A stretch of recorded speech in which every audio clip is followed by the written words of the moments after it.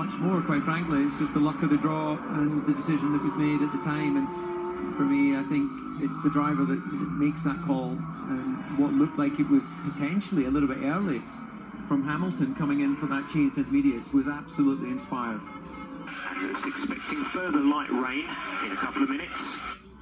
Well, it certainly makes up, doesn't it, for what happened at Monaco to a large extent. They got their timing perfect on the pit stop this occasion, and it would be lovely to hear afterwards the story of that, how much of it was from Lewis, how much of it was from the team. But the perfect lap to come in. It was the same lap that Sebastian Vettel did it on as well, and he just shows that top drivers and top teams, when they work together, they really can deliver a surprising result, particularly in the form of Vettel.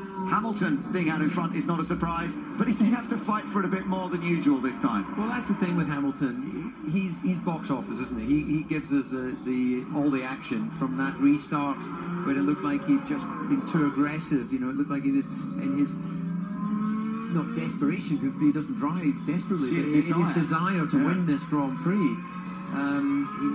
He is right on the edge of brilliance or bust, and you know, he's come back from that. I certainly had my heart in my mouth when he came for that, what looked like an early stop for intermediates, but he'd read it perfectly, and he's on his way to win this Grand Prix. So rain intensity is increasing. Yeah, still got to keep it clean, of course, and driving one of these cars on a wet track is never easy. Leading the Grand Prix, he won't want anything to go wrong right now, and well, he's holding it all together for the moment. The gap between himself and Rosberg, by the way, pretty consistent. It's 10.7 seconds now, so they're both lapping at a very similar pace. You look at the sector times, for example, and they're almost identical. So nothing to choose between them, as we tend to see between Hamilton and Rosberg. But for the fans who've been here from a very early hour this morning, putting out their deck chairs to get the best viewing spot they could find, this is, for many of them, exactly the result that they came to Silverstone to see. And on top of that, they've had an entertaining topsy-turvy race to enjoy along the way. The tyre is just not working at all. Interesting, isn't it? The Williams have struggled to get intermediates and wet tyres to work on their car. A bit more downforce on the car this year. They thought that they would actually be in a better position, but they still seem to struggle. Yeah, I think it's also referring to the fact he's dropped 23 seconds behind Massa, and we know that they were different turf and dry conditions, so Massa running consistently a second or so faster, a second and a half quicker than what Valtteri is able to do at this time. Yep, and Hamilton just coming through at the moment. He's going to be going past Roberto Merri in the Marussia any moment. Rosberg still coming along the Wellington Straight, and Hamilton has now lapped Kimi Raikkonen, so that decision to go to intermediates early really cost Kimi Raikkonen. Well, it's the way it always seems to fall, doesn't it? Always against Kimi Raikkonen in these situations. They took a gamble. It was a fair gamble for Ferrari to take. Why not? But actually, when it came to it, it was Vettel and his side of the garage that picked the perfect time to come in and switch to the intermediate tyres. So Vettel heading for third place here at Silverstone, but more importantly perhaps, Lewis Hamilton heading towards victory.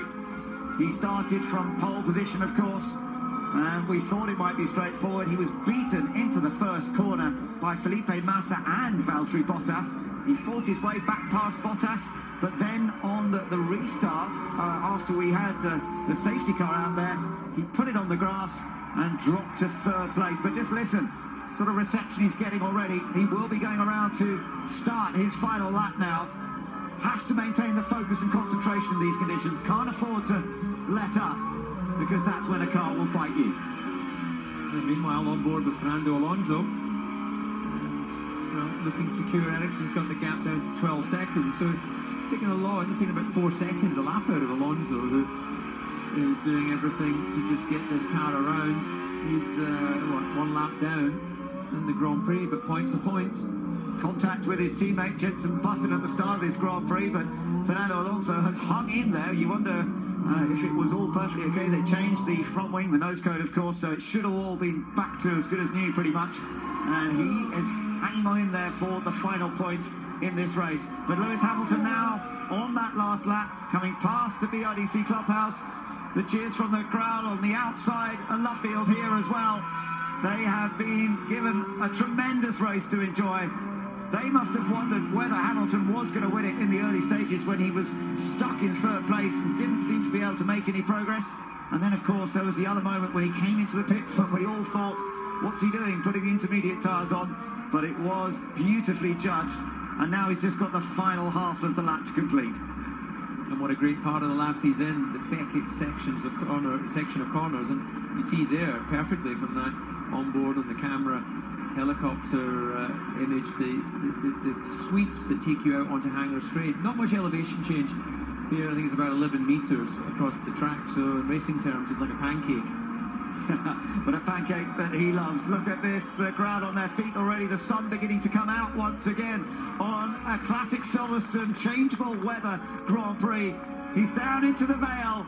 He's just got the last corner to go. The hometown hero, Lewis Hamilton, has eclipsed all others here today. He had to fight for it, but Lewis Hamilton wins the British Grand Prix. It's his third win at Silverstone, the first time he's done it from pole position, but boy, he had to fight for it.